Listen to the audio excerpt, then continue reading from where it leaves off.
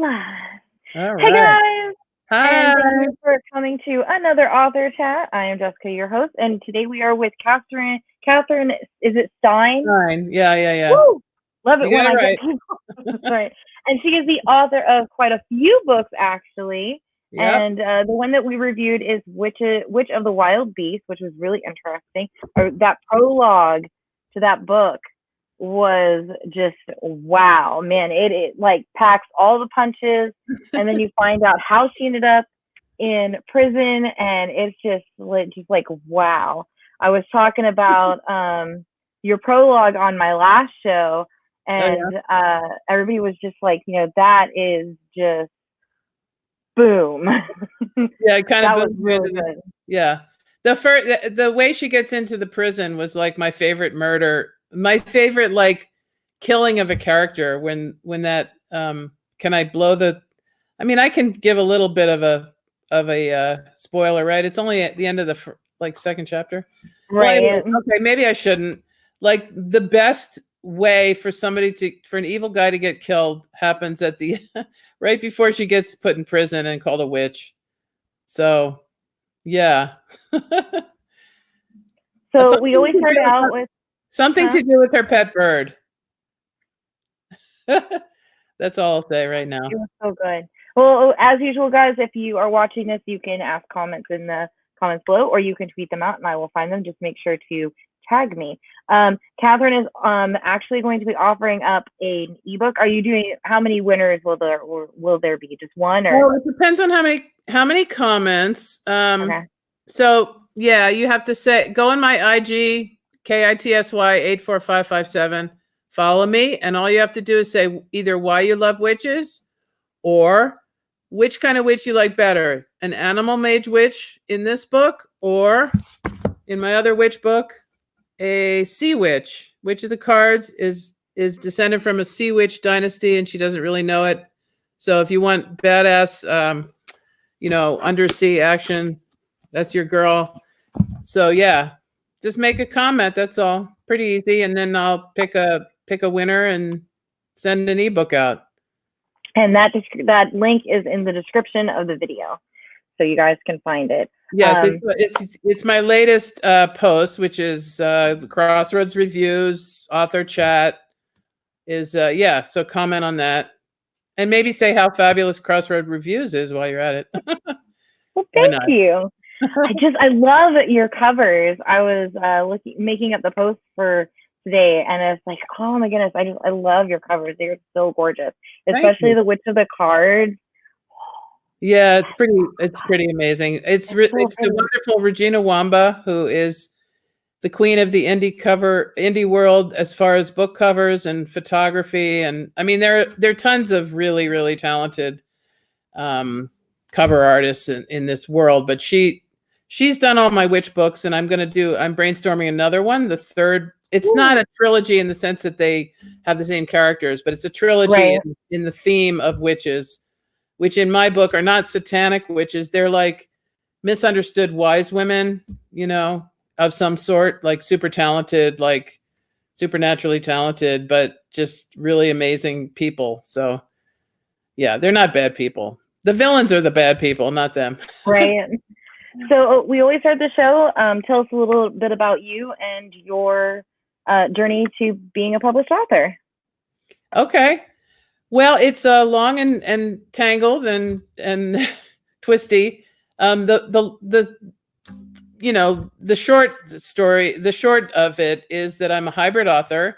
I've published with Random House, Delacorte, American Girl, Scholastic, and I've also published with smaller houses, Evernight Teen and Inkspell, and I now have my own line, Conjure Road Press. So it depends on the project as to what I want to do with it. But I have to say that my witch books and my Fireseed books, which are futuristic thrillers, which I also have the covers for, yay! This is book 1 and book 2. Whoa. We're always trying to figure out where the camera's at when it splits the screen. So those covers were not done by Regina. They were done by Najla Camber, who's also really amazing cover artist. But those books are with my Conjure Road, and I have to say, the indie author experience has spoiled me because you get to pick out your team and your cover people and have your fingers in all the pot. But I mean, I don't knock traditional publishing. There's some good things with that too. So yeah, it just depends. It depends.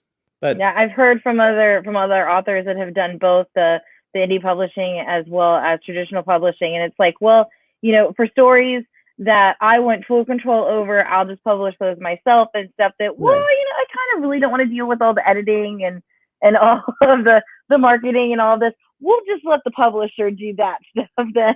Yeah, you have to weigh your factors. If the advance is good, if the house is good, no problem, and it depends on the project. Like, I'm working on a romantic suspense series under maybe a new pen name, romance name, and I may go traditional with that. I don't know yet, but we'll see. We'll see. That's all I can say. But yeah, so I've been at this for a bit. My first book was in 2004, 2005 with Delacorte, called Refugees. Oh, wow. And it was historical fiction. Yeah, I won a lot of awards. I'm really excited that this Witch of the Wild Beasts won a second prize spot in the Romance Writers of America Sheila contest. I was like completely thrilled by that. So that's cool, but like readers are really like the most cool. Like, I just like hanging out with my readers, talking to my readers. And until this COVID thing, I was going to a lot of book conventions and hand selling books, and I love meeting readers. So I hope that, COVID goes away or we get a vaccine, because I want to get back to like meeting readers at book conventions. That's really like a lot of fun. Like, that's my jam right there. So yeah. Right. And I think a lot of authors and fans are really bummed because all of the events have been canceled. I mean, I know that was it ALA and stuff that I was actually going to attempt to try and get to this year. Oh no. They moved it out, and then they just canceled it, and it's like, oh, man. Yeah, it just kind of sucks. I know. I was going to go to Book Lovers Con in Nashville, and I was going to host this thing called the Badly Behaved Afternoon Historical Ladies Tea, which was like really, and it was going to go. I was going to like be the Witch of the Wild Beasts is set in 1854, so I was like, I'm going to go full Victorian. I've never dressed up in costume before. It's not, I've never been a theatrical person, but I just got totally enthralled with the idea. So I got a Victorian outfit, and and then this thing got canceled or postponed, I should say, till next summer. Right. And I was so bummed out because the Victorian, I really wanted to wear that thing. But anyway, yeah. You can still wear it, just do posts for Instagram. I can wear it for Halloween. Yeah. I mean, yeah, I can wear it. I don't know about wearing it on Instagram. I'm not quite there yet, but maybe on Halloween. Anyway. Now, one of the other people that I talked to, I guess she works with her parents, and they own a costume shop. And I'm like, my Instagram would be so full of me being in costume and me putting my kids in costume and taking pictures. I would use that to my full advantage. Well, you might. I might get inspired. That's certainly an idea. I don't know. You never know. But what it initially inspired me about this Witch of the Wild Beast thing, I usually like in the Witch of the Cards there. I do a lot of. I like doing research, so I did. It takes place in Asbury Park, The Witch of the Cards, the first book. And I love Asbury Park. It's a kind of, used to be a creepy beach town in New Jersey. Now it's super popular, but there's a very shady kind of past that was very fascinating to me. And part of it involved a huge shipwreck and a fire on this boat. Oh, wow. So anyway, I developed this whole story around that, and there were two. I always have kind of famous walk-on people. So I had Salvador Dali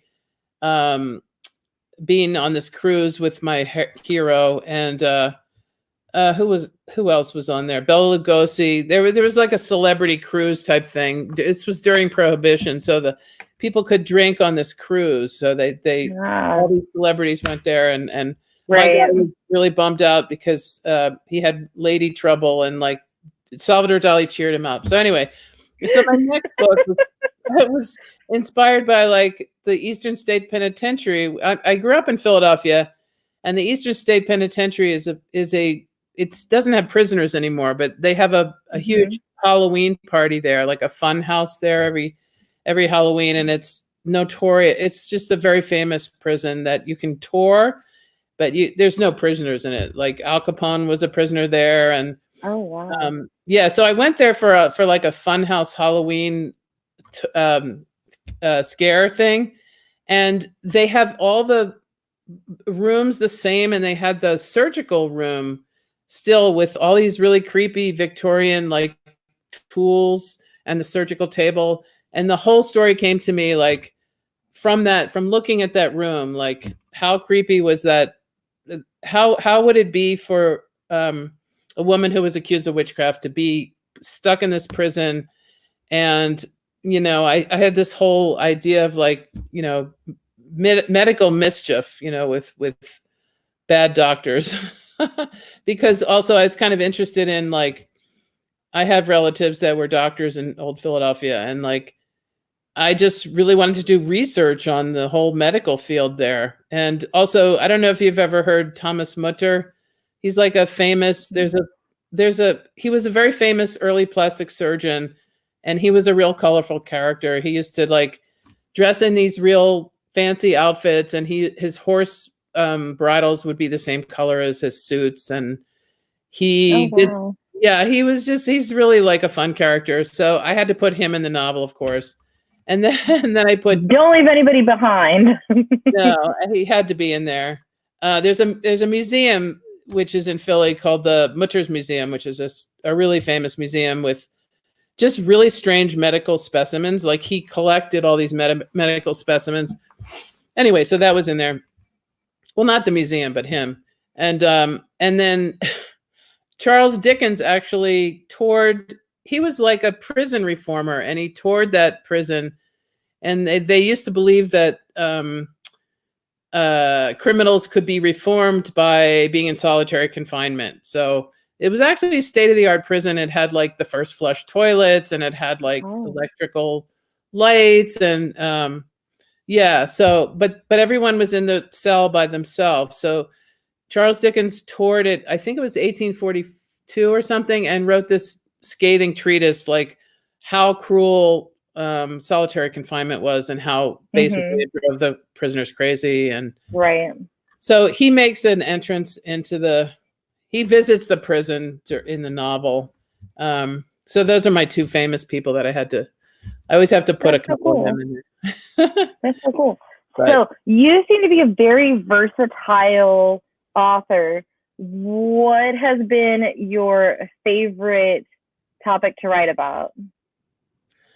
Well, I have written a lot of different genres.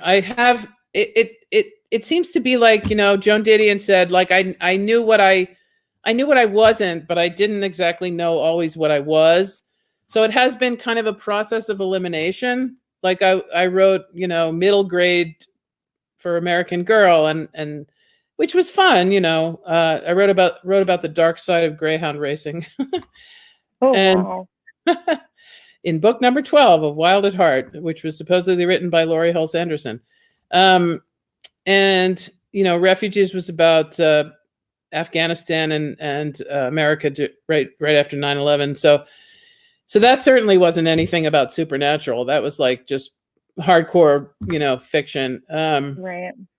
And then the Fireseed series is kind of futuristic science fiction, thriller. And then, so I've gradually gotten into this thing where I've found what my thing is, which is historical fantasy is really my favorite jam with romance in it. Cause I like writing. I love writing, the kind of development of the love scene, and like the slow burn kind of get to know, romance. I have written some romance under a pen name, but I'm not going to talk about that. That's a whole nother thing. But yeah, because I do like writing romance. But yeah, I think so. I think, and Doriana, Pictures of Doriana was a new twist on Dorian Gray, the Oscar Wilde classic, set on Coney Island, which is another shady beach town. I just love shady beach towns. Really shady beach towns. And I like dark magic, and I like thriller aspects. I usually have a murder in my books, or an attempted murder or something. Right. So it's more like I figured out what my themes are. Like my favorite themes are, really strong heroines. And I do love witches. So witches are my thing. Historical fantasy with romance is my thing. And Doriana is an urban fantasy / paranormal romance. It has a romance in it. It has actually a threesome, a triangle, a little triangle. So yeah, I'm brainstorming another witch book so I can put together a box set trilogy. This one I think will be set in the West. So I'm kind of in the brainstorming stage. I got to find my couple famous walk-on characters that get involved with my character. I think it'll be a coven, and I think they'll be based in a saloon or something. Oh wow. Like Witches of the Wild Wild West. Yeah, something like that. And one of them's going to be like a trick horse rider. Oh, cool. But that's all I know right now. So yeah, I love doing research, and I love bad girl. Huh? Do you have any good ideas? Bad girl. A bad girl. It's going to be a strange mix of like, I like the theme of found family. Like most of my characters really come together with a tribe of like, not misfits, but just people who find each other, So, right. And there's an old movie out with Drew Barrymore. I think it was from the 90s, I want to say, called Bad Girls. Oh, and yeah. It's set in like the Wild West. Oh. And it's a group of women that used to work in the saloon. They were prostitutes. Uh-oh. And they decided that they didn't want to do it anymore. Okay. So the one girl whose husband died defending the country had land, and they go like out to get this land, and then find out that they're women, they're not allowed to own anything. Oh. So yeah, that sounds great. I gotta see that. Really good. Your book kind of sounds like that, because like one of the, I think Drew Barrymore was a trick writer, or somebody was in it. I haven't seen it in a while, but well, I mean, there were a lot of wagon runners and like trick, like pony shows, and yeah, I'm kind of figuring out what I don't want to put in it. I don't want to get embroiled in a kind of Native American thing, because it's too tricky in terms of political stuff, and I don't want to get involved in the fur trade, because that's another, I don't know. So yeah, I'm kind of in the process of it's like, okay, we're just not going to do this, and that, because this is way too. I know what I'm not going to do. Right. But that sounds good. I got to check that out for sure. Yeah. Yeah, it's a really good movie. Okay, cool. I have to see it now, because I have to make sure my thing is totally different from that. Right. It's a really good movie, though. Yeah. It's one of my favorites. And there is a book that just came out about the Calamity Janes or something. I don't know. Oh, yeah. I don't know anything about it, but I should probably make sure. That's book 3 of that series, but that doesn't deal with anything like cowboys and stuff like that. I've only read the first one, but they're shifters. Okay. It's a really cute series, though. Is it a YA thing? Yeah, YA.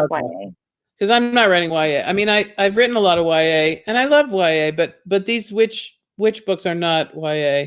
Right. So, yeah, I want to kind of get more into the steamy romance possibilities, and just not limit myself by the age. Right. Yeah. Right. So. It's a good thing to do. So are you a full-time writer, or do you also have an outside job? I teach part-time. I teach at an art college in New York, a Oh, School of Visual Arts. I teach. I've been there long enough, so I get to teach classes that I designed. I teach a thing called Artists Write the Fantastic, which is it's a workshop in writing speculative fiction of all types. So it's paranormal, horror, magical realism. Oh, that's so cool. Yeah, my students are really fun because they're artists, but they often are really good writers, and they are screenwriting majors and like right animators and and graphic novelists. So they all cartoonists. So they all need story, and the hardest thing for most people, really, even writers, is like, how do you plot? How do you do that? I mean, how do you keep the tension up for a whole thing? How do you? So I kind of demystify the process. I'm hoping that I demystify the process. There are ways to demystify it, And then I teach a course in fantasy literature, which is fun for me too, because I get to read a lot of really cool short stories, like Neil Gaiman and George R.R. Martin, and there's some really badass female writers like Leigh Bardugo and E. Lily Yu. Right. So yeah, it's fun. It's a lot of fun. Except now, I mean, for this semester, so I only teach 2 3-hour classes a week. So I have a lot of time for writing. So I do both, and yeah. But this spring was difficult because I had about 3 days to learn how to do remote teaching. Oh goodness! And that was that was really. I bet that was fun. Oh my god! I was like in a panic, but I kind of aced it. I mean, I didn't ace it, but I did pretty well. So yeah, I think it'll have to be remote in the fall semester too. Yeah. Yeah, I keep getting surveys for my kids going back to school, and they're like, "Oh, when would you feel comfortable sending your kids back to school?" And I'm like, never. At this point. Yeah, but I mean, I have 2 sons, and they're basically grown, so I can't even imagine like trying to homeschool young kids or take care of little babies like in quarantine. Oh, right. Oh my god. I'm glad that mine are old enough that I don't really have to worry about that too much, because they're almost 16 and 9. Yeah. So they both have an iPad each, so they can do all their stuff. Okay. Because if I had to actually like sit down and make sure like you do this A, B, and C, I would probably rip my hair out of my head. Can you imagine having a baby in quarantine? I mean, I have friends that have young kids, and they're doing really well, and they're also kind of tearing their hair out at the same time. Hey, the baby would probably be easier because, you feed the baby, you put the baby down for a nap. You don't have to teach the baby anything. It's a baby. True. Yeah. No school for the baby. Or just like, put them in front of the video games. I don't know. I wouldn't do that. I mean, maybe part of the time. Anyway, yeah. I mean, so yeah, I do have time. I have time to write. I'm a member of a writing space, which now we can't go to at this moment. And I have a writing group that I've been in for many, many years, and we're doing Zoom. We're working it out, so we're doing like Zoom writing group things, and that's working pretty well. But Zoom can get tedious. I have some friends that were doing like weekly Zoom stuff. So actually, this is, I've never been on an IG chat, and I've never, this is my first time doing this. And like, I was on a podcast about a month ago, and it's very cool. So I'm learning, I'm glad I'm learning all this new technology. It's quite useful. Yeah, I kind of really like that I found this, because I was doing all of these on Instagram, and then my screen record decided that it wasn't going to work, because I would take that video and upload it to YouTube.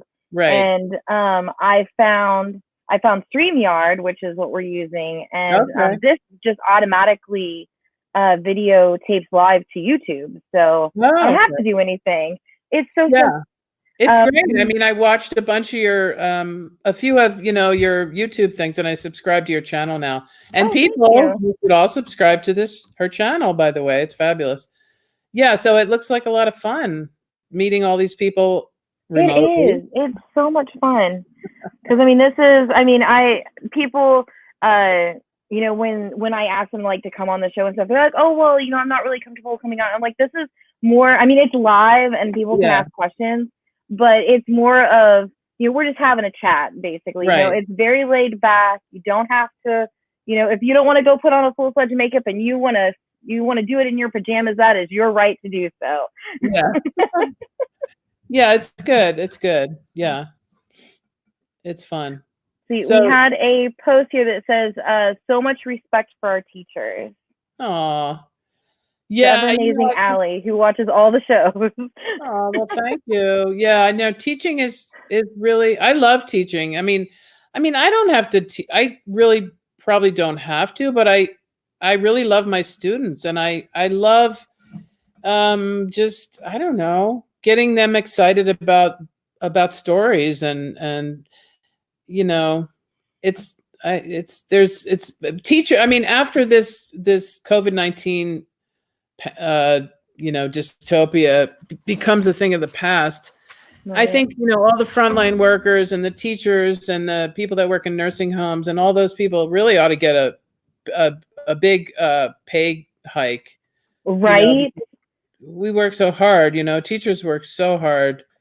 And I'm already working on, I'm developing actually a new fall curriculum about New York City and immigration. Oh, wow. Which is not fantasy and not, fiction, but right.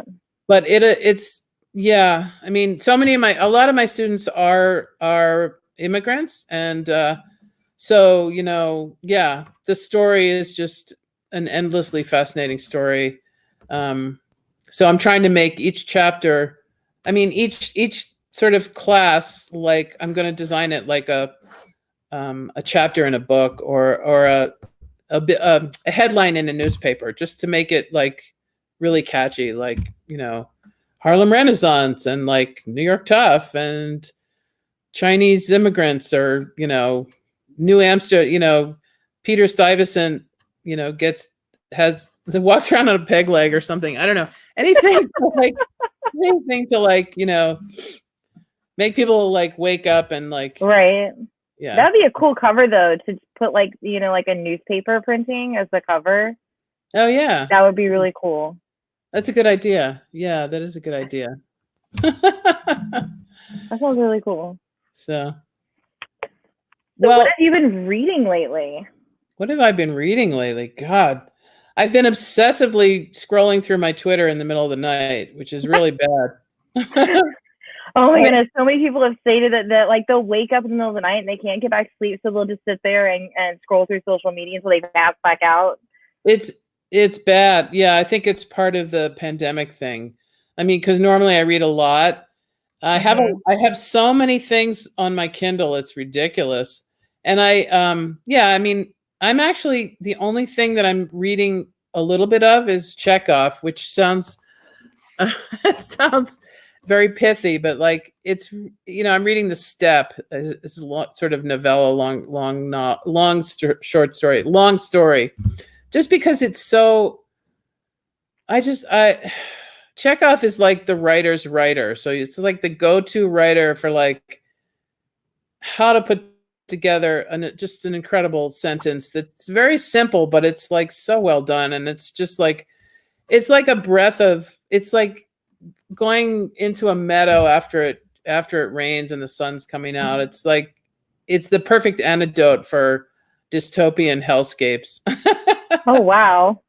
So I guess I am kind of inching through the Step by Chekhov. And I certainly have a lot of, let's see, what did I read? Oh God.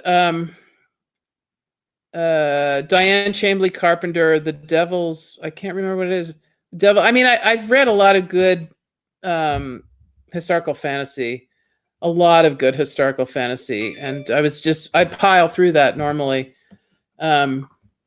So I got to get back to it. Every night I think, okay, this is the night I'm going to go on my Kindle and like pile through one of those books, and I just scroll through my Twitter. Right? It gets so addicting. Like, you'll be sitting there, I'll get ready for bed, And I'm like, Yeah. okay, well, I'm gonna sit here and read, and I pick up my phone instead, and then I go to like the videos on Facebook, and then it's like been 4 hours, it's 2 a.m., and I'm like, what happened? I go through Facebook too.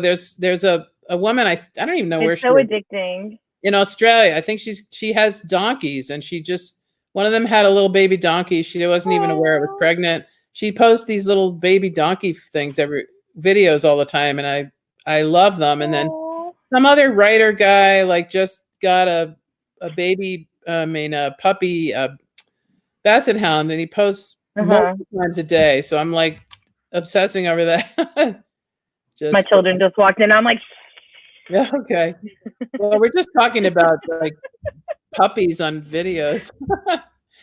And I'm more concerned about them making noise, because I was on a live video with another author on Instagram the other day, and my oldest, she's a type 1 diabetic, and she comes in and is like, it's time to stab me. And I'm like, oh, that's great. Great. That's great. Well, there's one other guy that you gotta follow, you gotta check out on Twitter. This writer guy he writes like hard-boiled noir novels or something. His name is Chuck Wendig, Wendig. His Twitter, every day he posts like, okay, what's the food that everyone loves that you despise? Okay, fire away. Or what's, I don't know. He just asked these off the wall questions, and the reply thread is just hysterical. Like every day. What is it? I got to look this up now. WIN what? Chuck Wendig. So it's Chuck, like CHUCK, and then it's WENDIG. Oh, I see him. Chuck Wendig. I have to follow him. Got to follow him, because every night you can read hilarious reply threads, and yeah, I mean, there are a lot of funny people I follow, but I'll just say that one just because it's highly entertaining.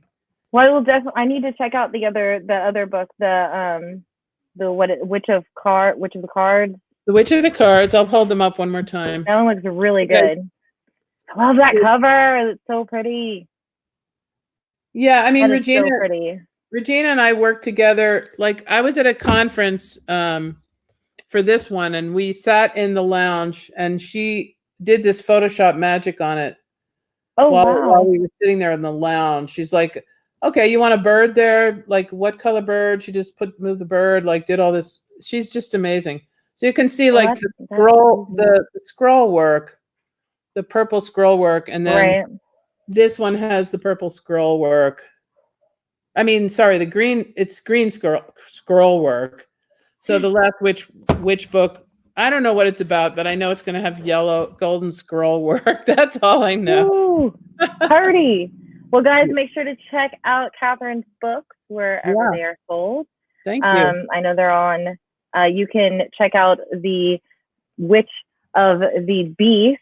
Get the title. Oh, I keep forgetting words. Oh my goodness. Wild. I keep forgetting all the words today.